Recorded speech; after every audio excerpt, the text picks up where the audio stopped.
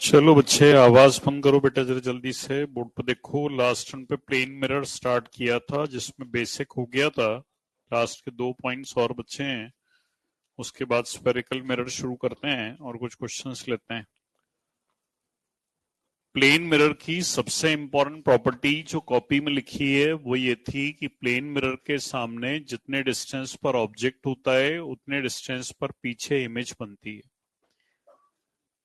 NEET में जो question आया था वो उस प्रॉपर्टी पे था कि प्लेन मिरर को अगर थीटा एंगल से रोटेट करते हैं तो रिफ्लेक्टेड रे 2 थीटा एंगल से रोटेट हो जाती है। इतना पार्ट अपन ने डिस्कस कर लिया। दो प्रॉपर्टीज और डिस्कस कर लें, फिर कुछ एग्जांपल्स ले लें। एक आता है प्लेन मिरर से एंगल ऑफ डेविएशन कैलकुलेट करना। डेविएशन का मतलब होता है लाइट रे अपने पाथ से कितना मुड़ जाए। सपोज ये एक प्लेन मिरर है, इस प्लेन मिरर पर एक लाइट रे इंसिडेंट हुई। ये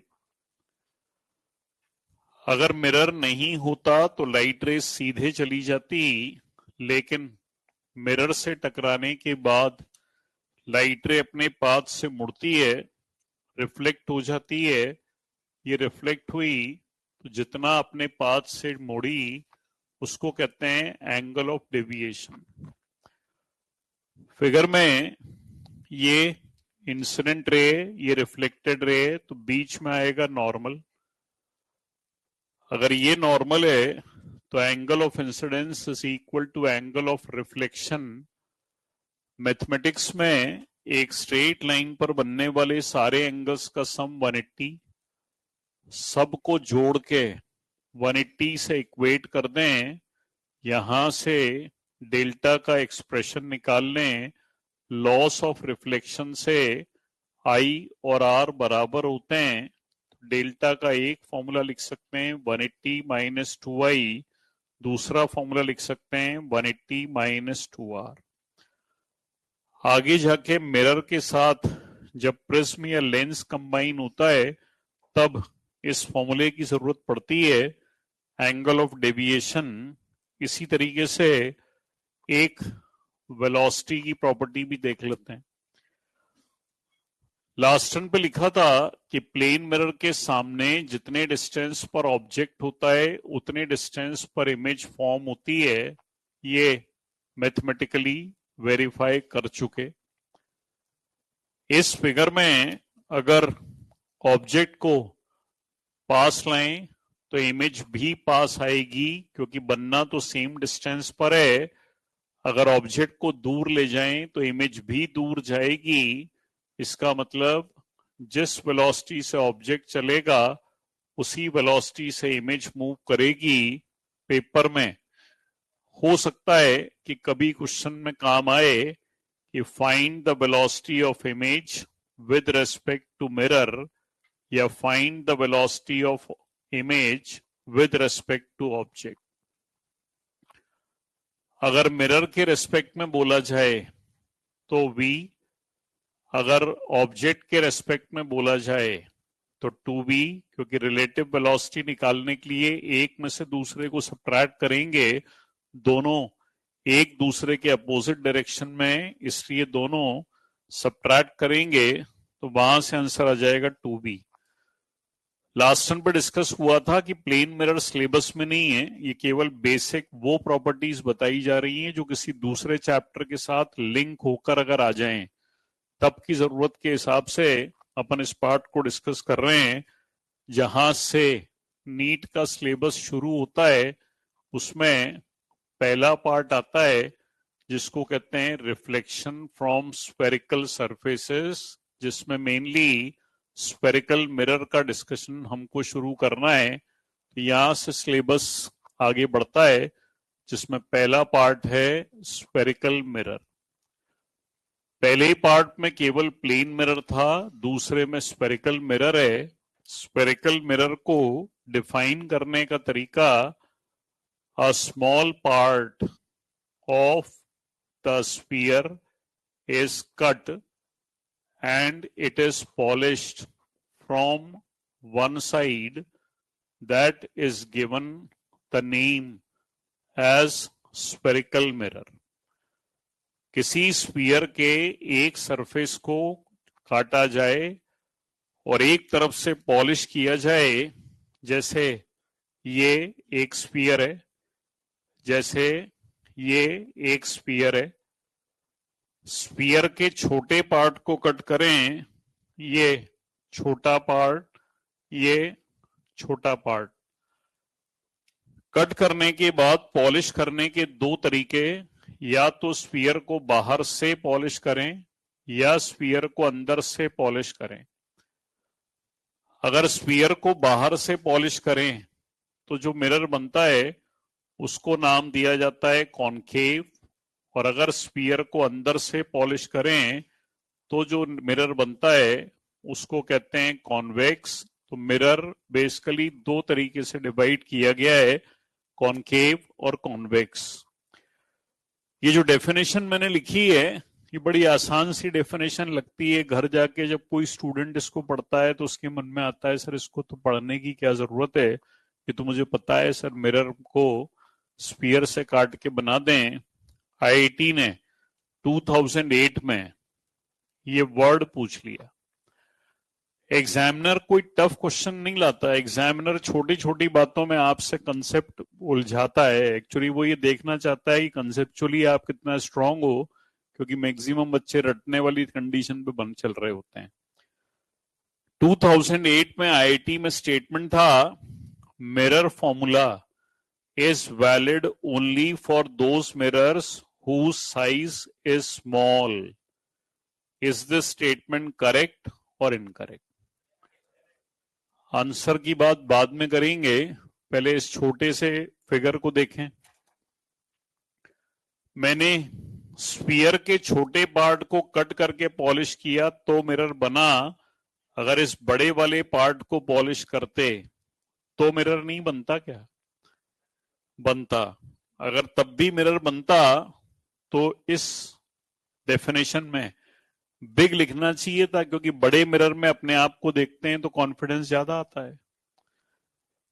भाई अभी भी होता है ना कि अपन जिस रूम में या कोटा में रह रहे हैं उस रूम में अगर छोटा सा कोई हॉस्टल की जगह अगर कोई पीजी टाइप का रूम ले रखा है तो वहां छोटा सा मिरर होता है, और इसी की जगह अपन अपने घर में होम टाउन में रहते हैं तो हमारे घरों में तो बड़े बड़े मिरर लगे होते हैं। तो बड़े मिरर में अपने आप को देखते हैं तो थोड़ा सा कंपैरेटिवली इमेज ज्यादा अच्छी दिखती है।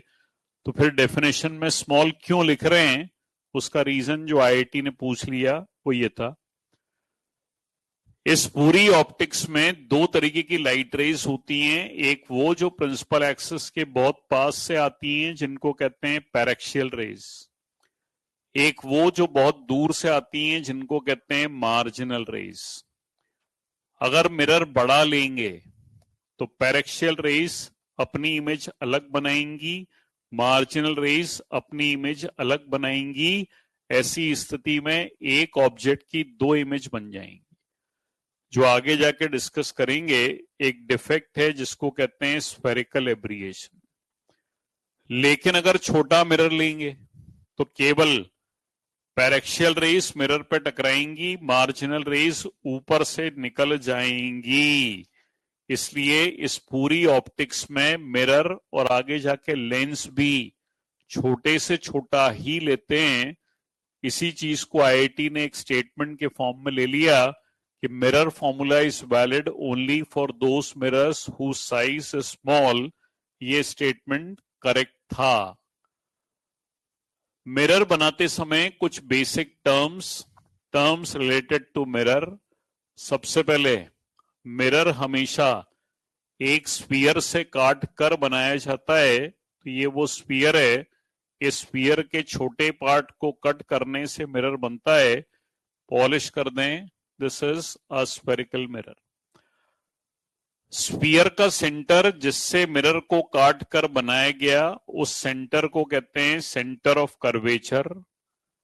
मिरर पर एक रेफरेंस पॉइंट कहलाता है पोल। रेफरेंस पॉइंट जो हम सिलेक्ट करते हैं, रेफरेंस पॉइंट हमारी मर्जी से मिरर पर कहीं भी हो सकता है, उसे रेफरेंस पॉइंट कहते हैं। कर्वेचर को पोल से मिलाने वाली लाइन जिसकी लेंथ आपके अकॉर्डिंग कितनी भी घट बढ़ सकती है, उस लाइन को कहते हैं प्रिंसिपल एक्सिस। कर्वेचर और पोल के बीचों बीच distance, that is radius of curvature. Curvature और पोल के बीचों बीच फोकस, फोकस का पोल से डिस्टेंस फोकल लेंथ। ये बेसिक टर्म्स हैं। जब कभी मिरर बनाते हैं तो ये 6 टर्म्स हमेशा बनाते हैं। मैंने इन टर्म्स को डिफाइन करते समय ये बोला कि कर्वेचर और पोल के बीचों बीच focus, that means focal length is half of radius of curvature. This is the formula which is valid only for paraxial rays. हम पैरेक्शियल रेस का डिस्कशन करते हैं तो पैरेक्शियल रेस पर एप्लीकेबल है। अगर मार्जिनल रेस के ऊपर किसी ठेले पे क्वेश्चन मिल जाए तो उसके लिए भी फॉर्मूला लिख लेते हैं। और ये मार्जिनल रेस है। मार्जिनल रेस सिलेबस में नहीं होती, लेकिन जब आप इस बिल्डिंग से बाहर निकलते हो तो फिर बहुत सारी चीजें आउट ऑफ सिलेबस मिल जाती हैं। तो वो उसके लिए एक फॉर्मूला लिख ले रहे हैं, r minus r by two cos theta, जिसमें थीटा एंगल ऑफ इंसिडेंस है। ये जो फॉर्मूला लिखा है F is equal to r by two, इससे पता चलता है कि focal length radius of curvature की आधी होती है और फोकल लेंथ केवल और केवल रेडियस ऑफ कर्वेचर पर डिपेंड करती है। दो क्वेश्चंस इस फॉर्मूले के ऊपर आते हैं। पहला, अगर किसी स्फेरिकल मिरर को पानी में डिप करें तो फोकल लेंथ क्या हो जाएगी। अलग अलग मीडियम का रिफ्रैक्टिव इंडेक्स अलग अलग होता है। फोकल लेंथ के फॉर्मूले में रिफ्रैक्टिव इंडेक्स नहीं आता। कोई भी मीडियम हो, फोकल लेंथ सेम रहेगी। दूसरा, अगर किसी स्फेरिकल मिरर पर एक बार रेड कलर की लाइट इंसिडेंट हो, एक बार ब्लू कलर की लाइट इंसिडेंट हो, तो किस कलर के लिए फोकल लेंथ ज्यादा होगी। फोकल लेंथ के फॉर्मूले में लैम्डा नहीं आ रहा और हर कलर की वेवलेंथ अलग अलग होती है। दैट मीन्स कोई सा भी कलर हो, फोकल लेंथ हर कलर के लिए सेम रहती है। चलो पहले इतना पार्ट कॉपी करो बच्चे।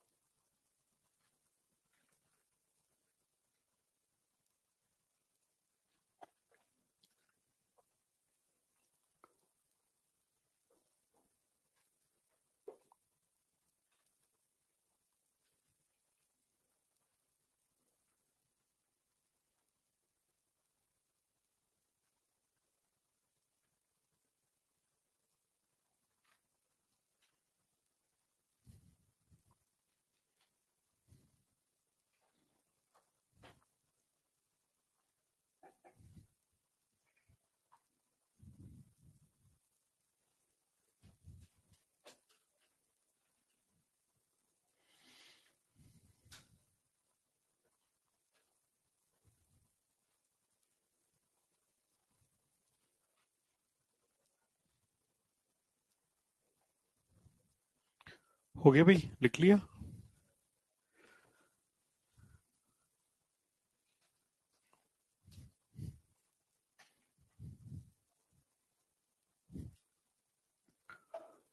चलो अब जरा बोर्ड पे देखो, तो आज का मैं एक लास्ट टॉपिक डिस्कस कर रहा हूँ, फिर 8 से 10 questions spherical mirror, plane mirror, कुछ क्वेश्चंस वेव ऑप्टिक्स में भी छूट रहे हैं, वो सारे आज डिस्कस करके खत्म कर लेते हैं।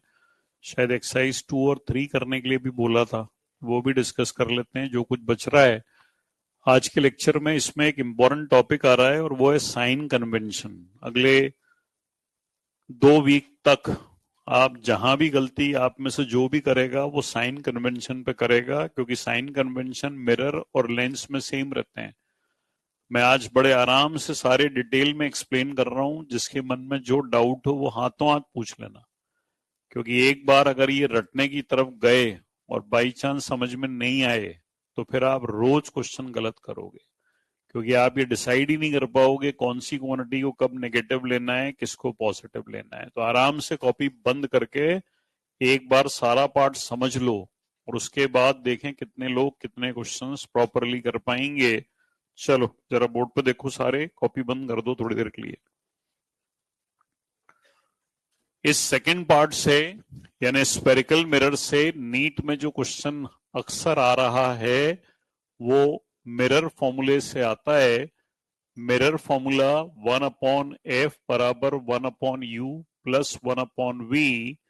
f focal length, distance of focus from the pole, u distance of object from the pole, v distance of image from the pole। एक साल में 2 बार जेई मेंस होता है।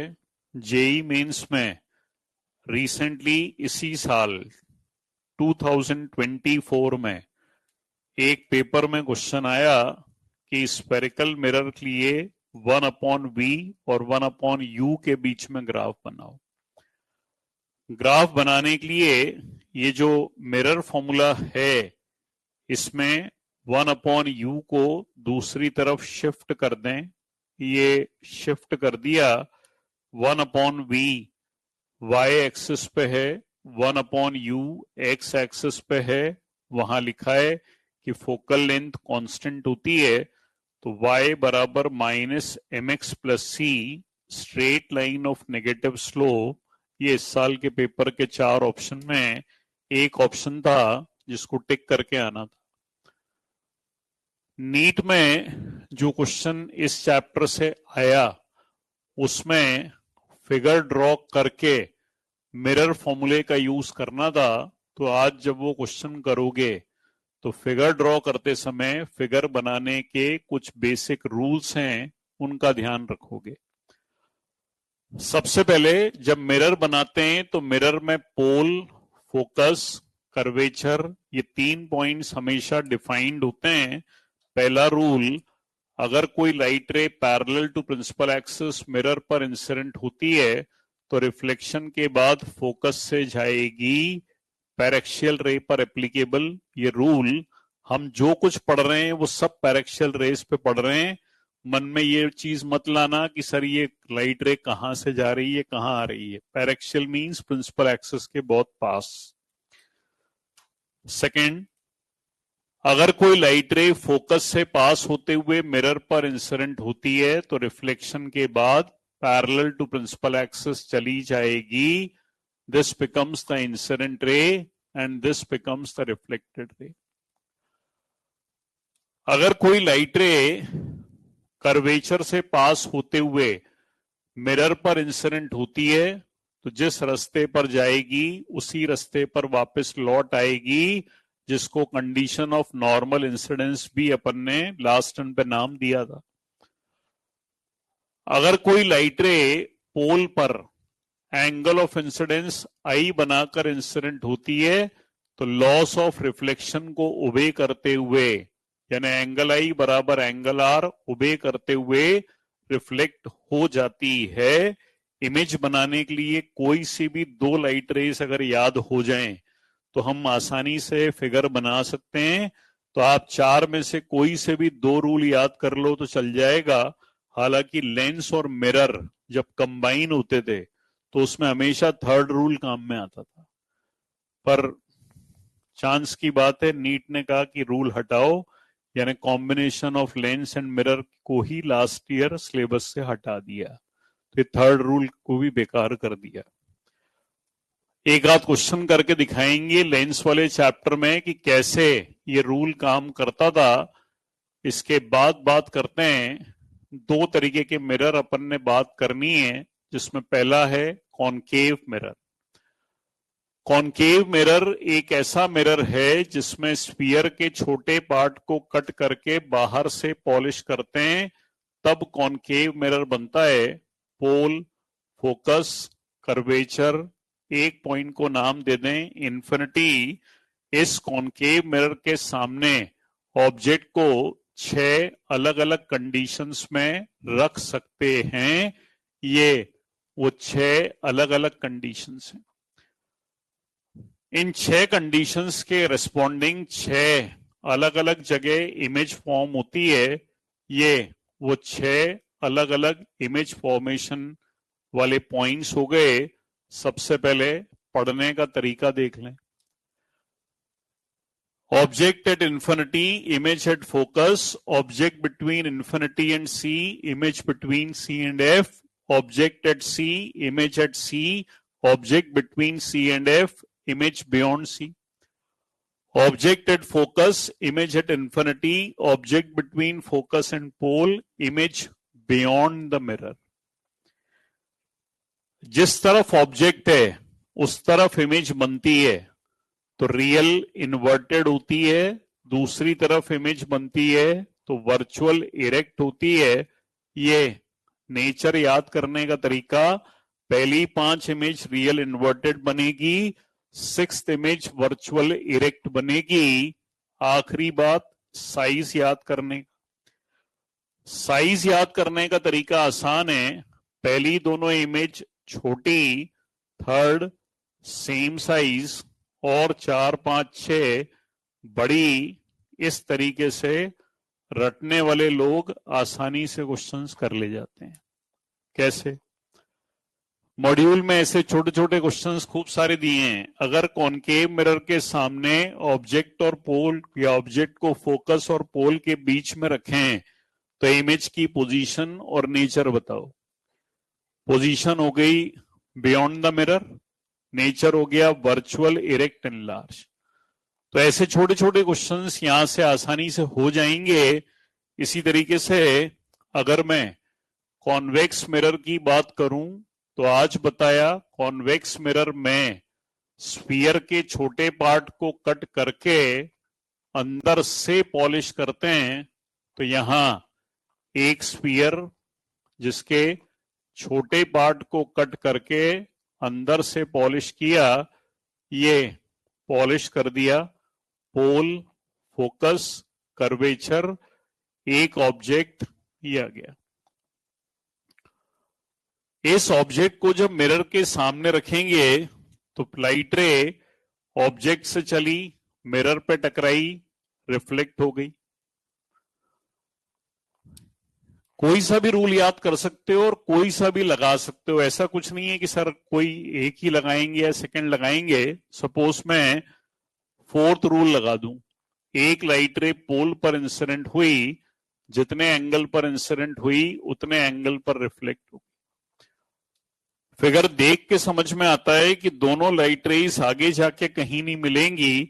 आगे जाके ना मिलें तो पीछे बढ़ाओ, रूल्स का ध्यान रखो। पैरेलल टू प्रिंसिपल एक्सिस आती है तो फोकस से जाएगी,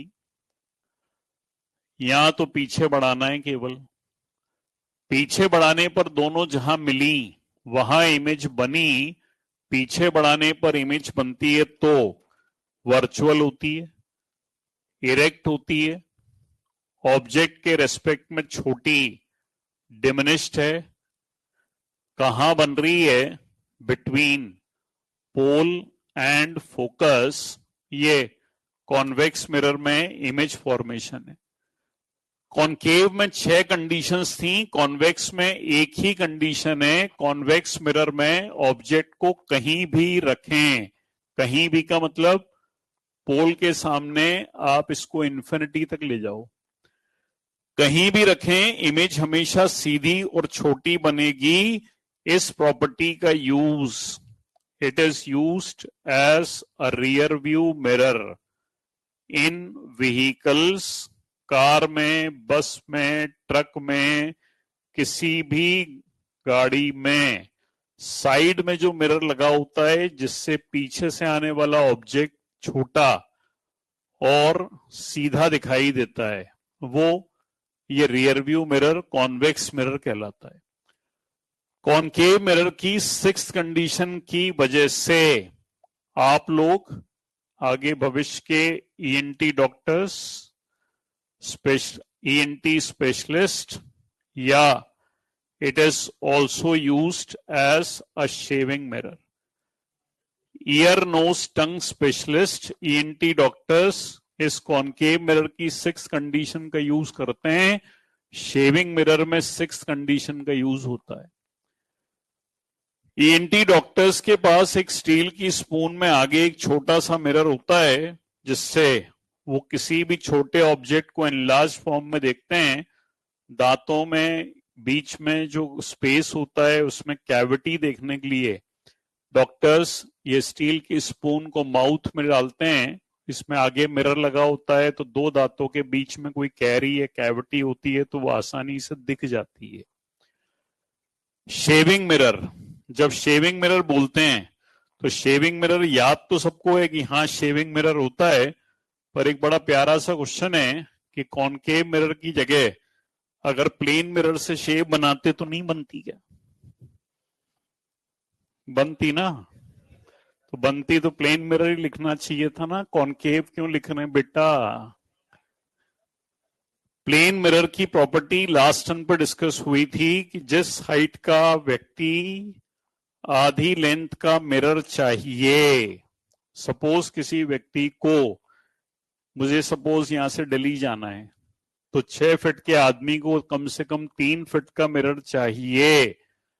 कॉनकेव मिरर में छोटा सा मिरर होता है, चेहरे के बिल्कुल पास में रखते हैं तो एनलार्ज्ड इमेज बनती है। ये सिक्स्थ कंडीशन में एनलार्ज्ड इमेज बनती है।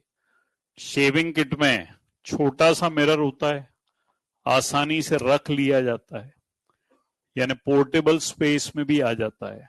ये दो तो वो हैं जो सारी बुक्स में लिखे जाते हैं, ज्यादातर बच्चों ने पढ़े होते हैं, मॉड्यूल में भी लिखे होते हैं। एक वो है जो एक्सपीरियंस से आता है, ये महिलाओं के वॉलेट में भी पाया जाता है। महिलाओं की विशेषता होती है, एक दिन में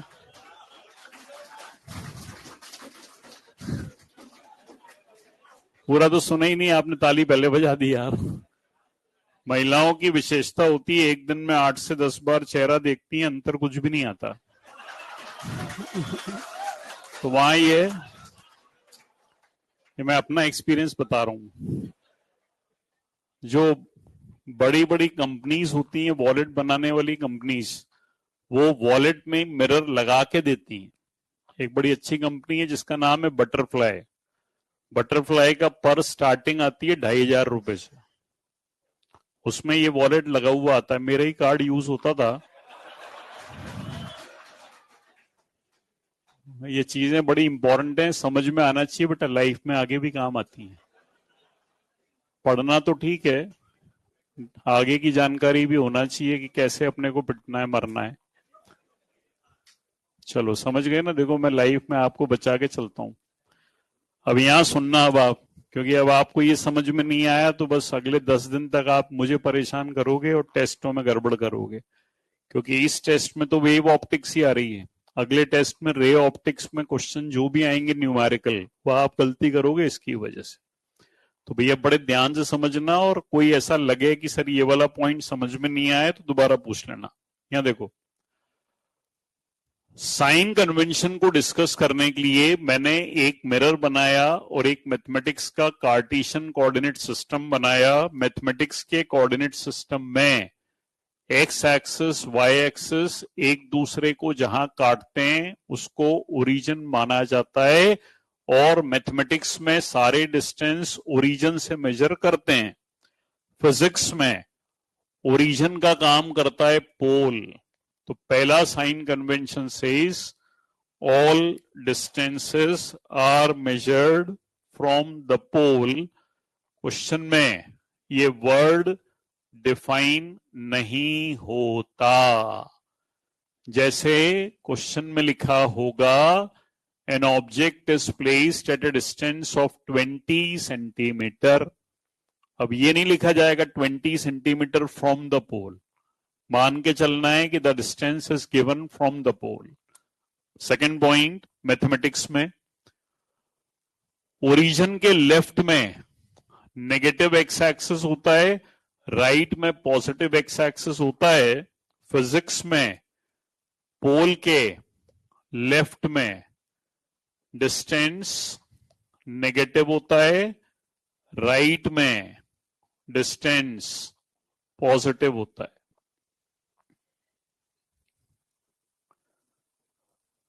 मैथमेटिक्स में ओरिजिन के ऊपर पॉजिटिव वाई एक्सिस होता है, नीचे नेगेटिव वाई एक्सिस होता है। फिजिक्स में ओरिजिन से पास होने वाली लाइन को कहते हैं प्रिंसिपल एक्सिस। तो प्रिंसिपल एक्सिस के ऊपर हाइट पॉजिटिव, प्रिंसिपल एक्सिस के नीचे हाइट नेगेटिव। बिल्कुल आसान लैंग्वेज में लिख रहा हूं, मुझे इंग्लिश आती है बहुत अच्छी वाली, ये अबव बिलो होते हैं इसलिए लिख रहा हूं कि वो इंग्लिश जो आपको समझ में आए, जिससे आपको रटना नहीं पड़े और डायरेक्टली क्वेश्चन कर सको।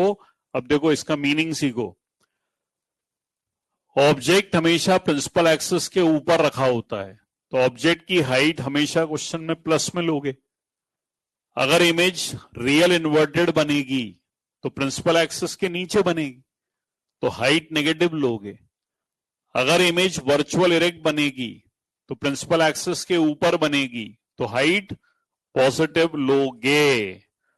Fourth point, for real objects u is always negative. U object distance from pole, u का मतलब distance of object from the pole. हमने कॉपीज में आज ही कॉनकेव मिरर ऐसे बनाया, कॉन्वेक्स मिरर ऐसे बनाया। ऐसे ही क्यों बनाया वो अभी बताएंगे, इस पॉइंट को पहले समझ लो। ऑब्जेक्ट हमेशा अनपॉलिश्ड सरफेस के सामने रखा होता है। ऑब्जेक्ट हमेशा अनपॉलिश्ड सरफेस के सामने रखा होता है। ये मिरर का पोल है, ये मिरर का पोल है। पोल के लेफ्ट में ऑब्जेक्ट है, पोल के लेफ्ट में ऑब्जेक्ट है, और लेफ्ट में डिस्टेंस नेगेटिव होता है। Fifth, the direction of incident रे is taken from left to right। Incident ray की डायरेक्शन हमेशा लेफ्ट से राइट में ली जाती है। फिगर देखो ध्यान से, पहले फिगर में इंसिडेंट रे लेफ्ट से राइट जा रही है, दूसरे फिगर में इंसिडेंट रे लेफ्ट से राइट जा रही है। मान लो कोई बच्चा क्वेश्चन करते समय कॉनकेव मिरर ऐसे बना दे, सर आपने तो कहा था स्फीयर के छोटे पार्ट को कट करके बाहर से पॉलिश कर दो, देखो मैंने कर दिया। अगर आपने फिगर ऐसे बनाया तो आपको ऑब्जेक्ट यहां रखना पड़ेगा, क्योंकि ऑब्जेक्ट हमेशा अनपॉलिश सरफेस के सामने रखा होता है। अगर ऑब्जेक्ट को ऐसे रखोगे तो ऑब्जेक्ट से लाइट रे राइट से लेफ्ट जाएगी। अगर राइट से लेफ्ट जाएगी तो गलत तो ये भी नहीं है, लेकिन अगर किसी ने इस तरीके से करने की कोशिश की तो फिर उसको साइन कन्वेंशन उल्टा करने पड़ेंगे। मैंने लिखा पोल के लेफ्ट में ऑब्जेक्ट, तो डिस्टेंस नेगेटिव। अब आपने पोल के राइट में ऑब्जेक्ट ले लिया तो अब आपको राइट के डिस्टेंस नेगेटिव लेने पड़ेंगे। आसान शब्दों में जिस तरफ ऑब्जेक्ट होता है उस तरफ के डिस्टेंस नेगेटिव होते हैं। कुछ लोग कुछ बुक्स में ये स्टेटमेंट लिखाते हैं, या इस तरीके से लिखा होता है, in the direction of incident ray we take positive sign. इसका मतलब इंसिडेंट रे जहां जा रही है वहां पॉजिटिव लो। तो अगर मैं लिखता हूं कि इंसिडेंट रे लेफ्ट से राइट में जा रही है तो राइट पॉजिटिव लेफ्ट नेगेटिव। अगर मैं लिखता हूं कि इंसिडेंट रे राइट से लेफ्ट आ रही है तो लेफ्ट पॉजिटिव राइट नेगेटिव। तो आपकी इच्छा है आप क्या करने वाले हो। मैं बचपन से लेके आज तक ये पढ़ता चला जा रहा हूं कि हमेशा लेफ्ट साइड में नेगेटिव एक्स एक्सिस होता है, तो मुझे कुछ रटना नहीं पड़ता। तो मैं जबरदस्ती इस तरीके के कन्वेंशन नहीं बनाता जिसमें फिर कंफ्यूजन क्रिएट हो। सिक्स्थ, कॉनकेव मिरर की फोकल लेंथ हमेशा नेगेटिव होती है, कॉन्वेक्स मिरर की फोकल लेंथ हमेशा पॉजिटिव होती है। फिगर से समझ में आ गया। मिरर कॉनकेव, कॉनकेव का स्फीयर पूरा करेंगे तो स्फीयर ऐसे बनेगा, कॉन्वेक्स का स्फीयर बनेगा इस तरीके से। स्फीयर के अंदर सेंटर, सेंटर और पोल के बीचों बीच फोकस। कॉनकेव में फोकस लेफ्ट साइड में आता है, कॉन्वेक्स में फोकस राइट साइड में आता है। यहां भी आ रहा था, ये लेफ्ट साइड, ये राइट साइड। आखिरी लास्ट पॉइंट, जितनी क्वांटिटीज क्वेश्चन में गिवन हैं उन्हें साइन के साथ फॉर्मूले में रखो। The known quantities are to be substituted with sign, और जो अननोन क्वांटिटी है वो अपने आप साइन के साथ मिल जाएगी। अननोन के साइन की चिंता मत करो, उसका साइन ऑप्शन में अपने आप आंसर से मिलेगा।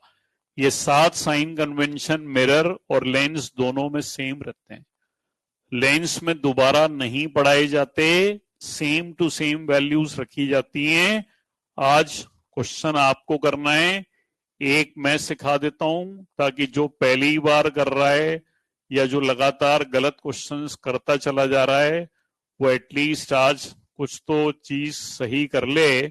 तो उसके लिए एक क्वेश्चन मैं बता देता हूं, इसको देख के 10 क्वेश्चंस आपको करने हैं। At what distance from a concave mirror of focal length 10 centimeter should an object be placed so that real image at 15 centimeter is formed? ये एक छोटे से एग्जाम्पल से चेक कर रहे हैं। सबसे पहला काम, क्वेश्चन में क्या गिवन है वो देख लें। फोकल लेंथ गिवन है 10, इमेज एट 15 वो गिवन है और यू निकालना है। साइन कन्वेंशन कहता है कि गिवन क्वांटिटीज को साइन के साथ रखो। कॉनकेव की फोकल लेंथ नेगेटिव होती है माइनस, क्वेश्चन में ये वर्ड आया real.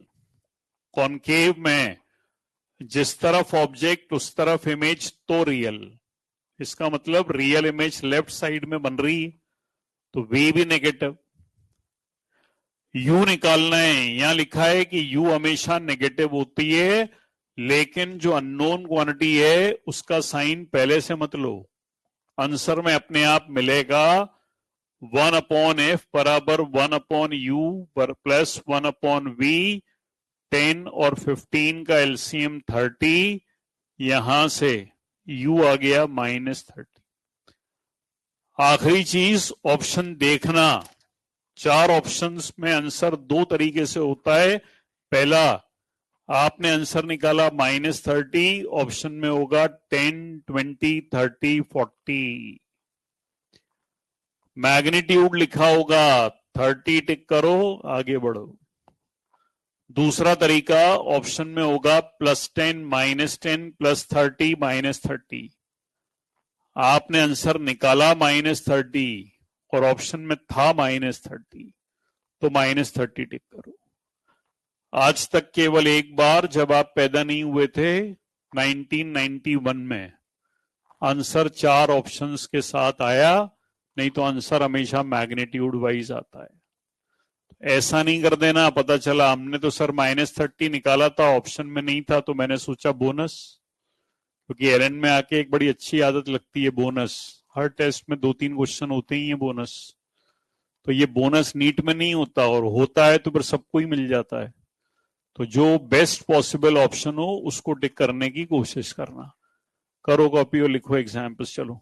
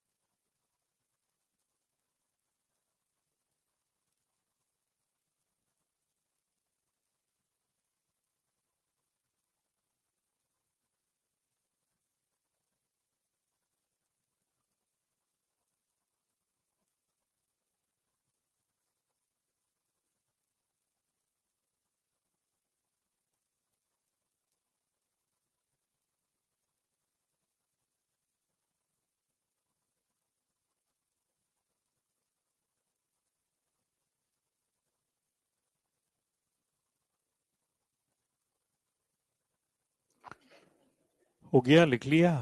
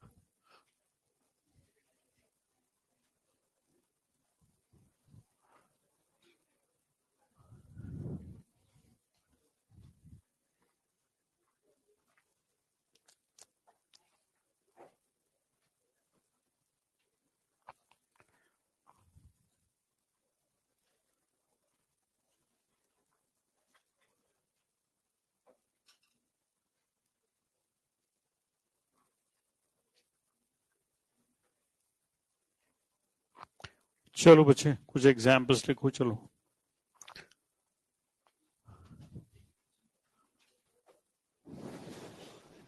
An object is placed at a distance of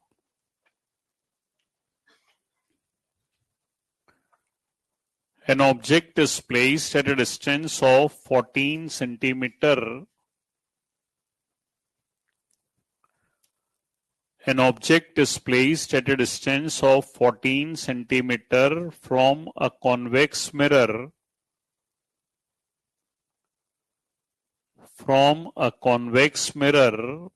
of radius 22 centimeter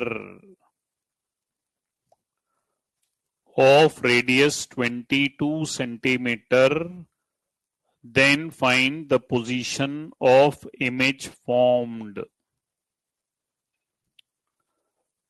Then find the position of image formed.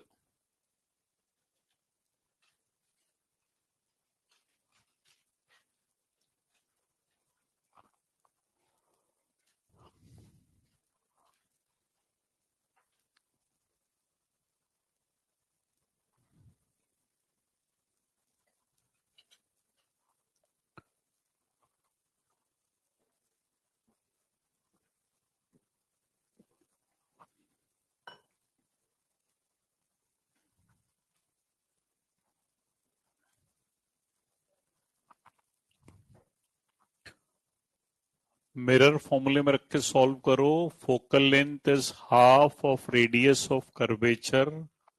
You हमेशा नेगेटिव, वी निकालना है. 11 और 14 का LCM 154.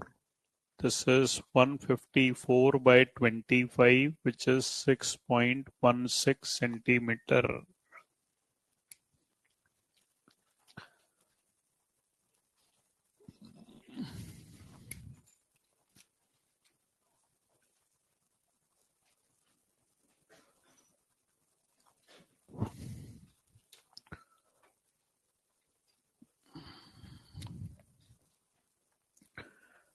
An object is placed at a distance of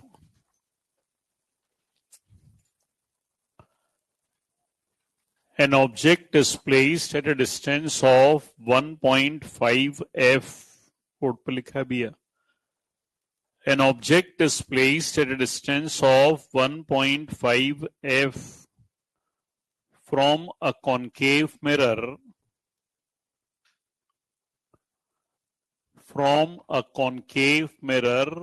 of focal length f, from a concave mirror of focal length f, then find the position of image formed.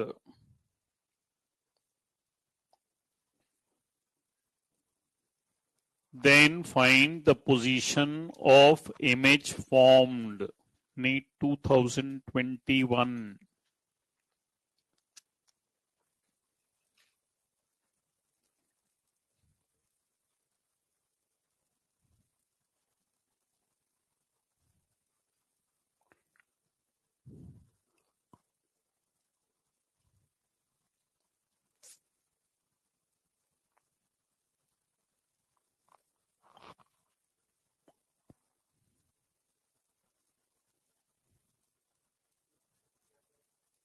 Hmm? 3f/5.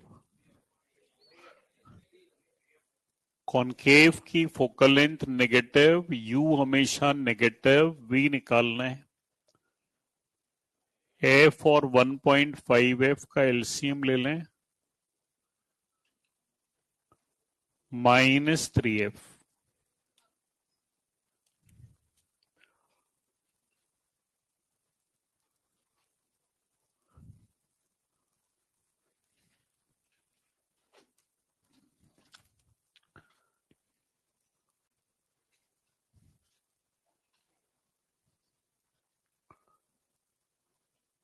An object is placed at a distance of 40 centimeter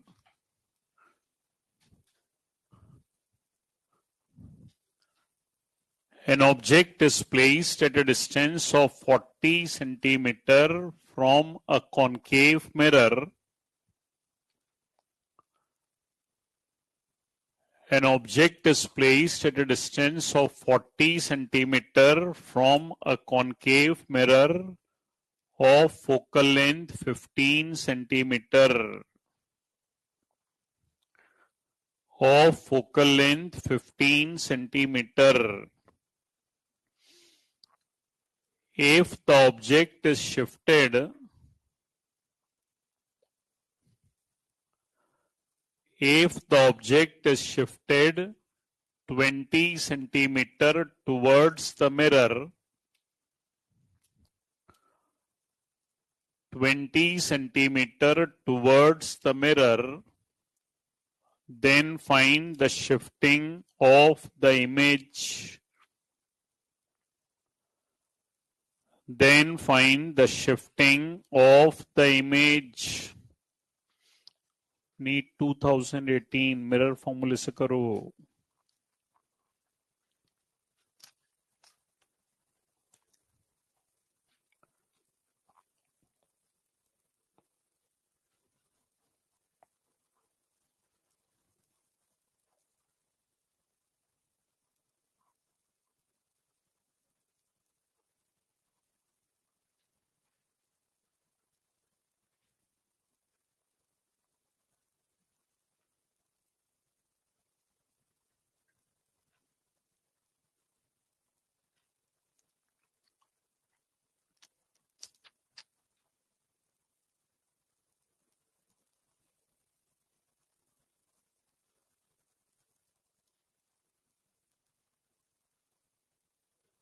Yes, 36. Focal length given है, you given है, तो पहले we निकाल लें। तो we 15 और 40 का LCM 120, तो वी आ गया -24। दोबारा से ऑब्जेक्ट को 20 सेंटीमीटर पास में ले आए, तो अब ऑब्जेक्ट डिस्टेंस 20 बचेगा। 15 और 20 का एलसीएम 60। शिफ्ट 24 पे इमेज पहले बन रही थी, अब 60 पे बनी। That means 36 centimetre away from the mirror.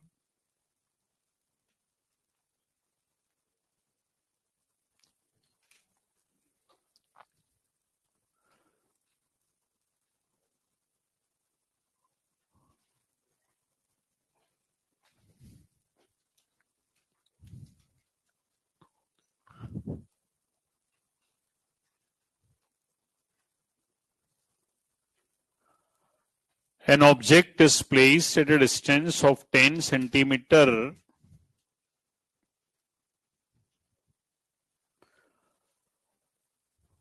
An object is placed at a distance of 10 centimeter whose real image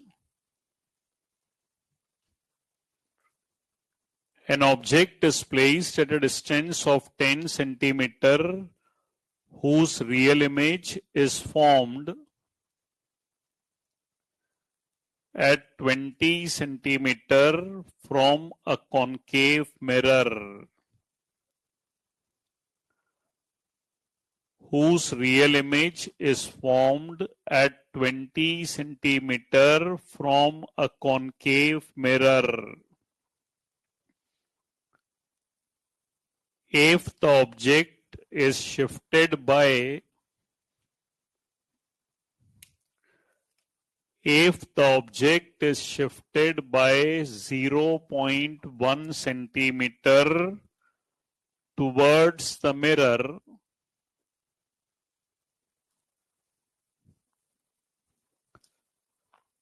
then image will shift by what distance?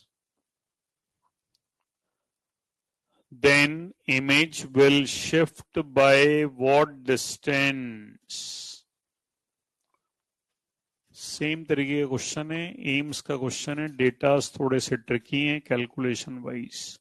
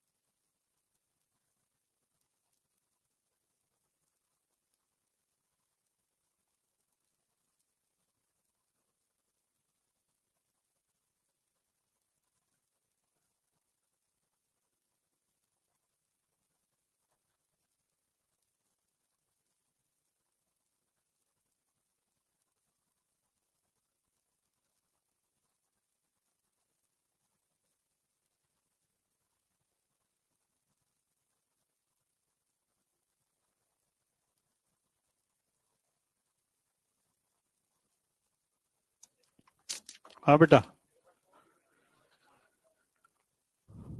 पहले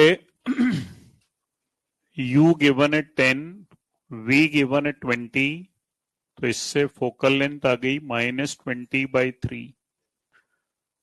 सेकंड केस में फोकल लेंथ रख दें 20/3, 0.1 आगे किसका दिया तो डिस्टेंस बचा 9.9. v निकालना है, एलसीएम लेके सॉल्व करते हैं तो ये आ जाता है 20.4. शिफ्ट निकालना है, पहले इमेज 20 पे बन रही थी, अब 20.4 पे बन रही है. This is 0.4 centimetre away from mirror.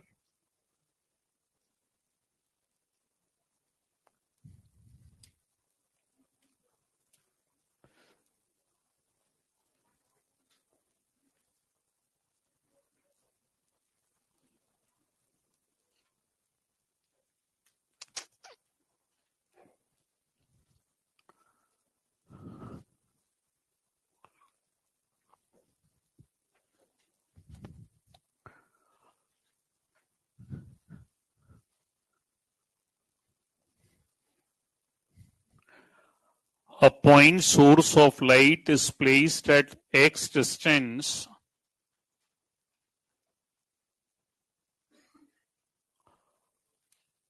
A point source of light is placed at x distance from a plane mirror.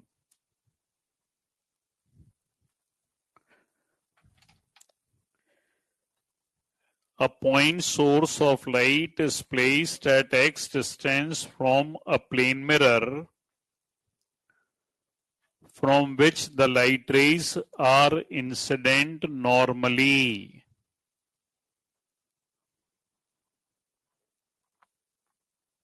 From which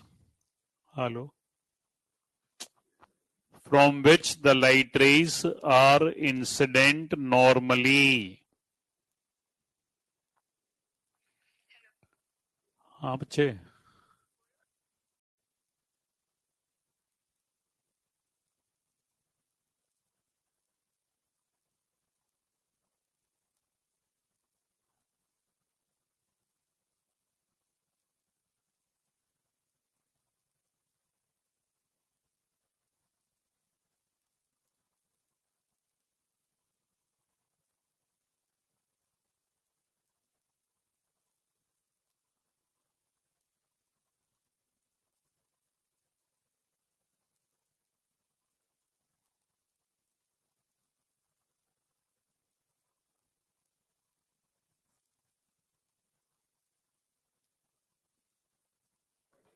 हाँ बच्चे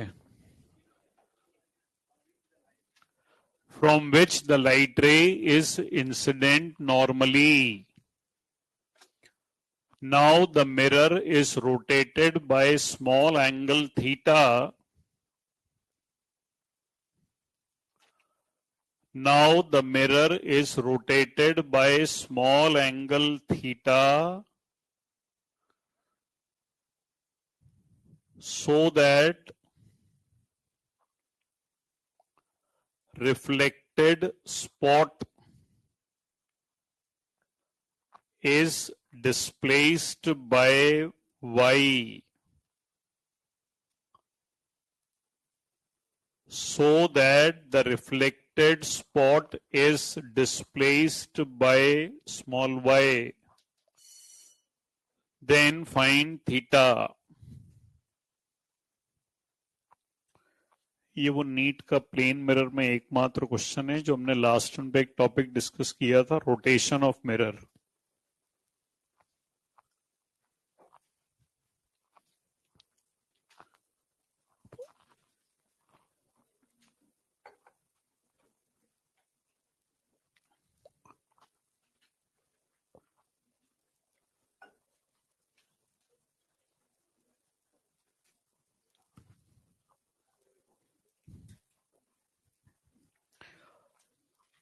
एक सोर्स से प्लेन मिरर पर लाइट रे नॉर्मली इंसिडेंट हुई, नॉर्मल इंसिडेंस में उसी रास्ते पर वापस लौट जाती. मिरर को थीटा एंगल से रोटेट किया तो रिफ्लेक्टेड रे 2 थीटा एंगल से रोटेट हो जाती है. यानी नई रिफ्लेक्टेड और पुरानी रिफ्लेक्टेड के बीच का एंगल है 2 थीटा.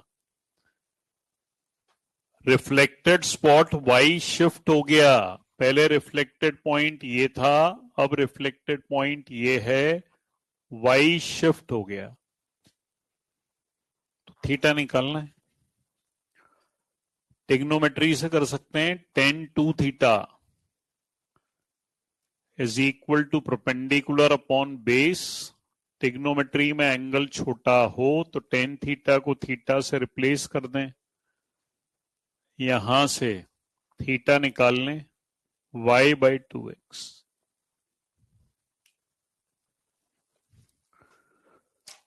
बस बाकी कल करेंगे. जो मॉड्यूल रह गया उसको कल डिस्कस करेंगे यार.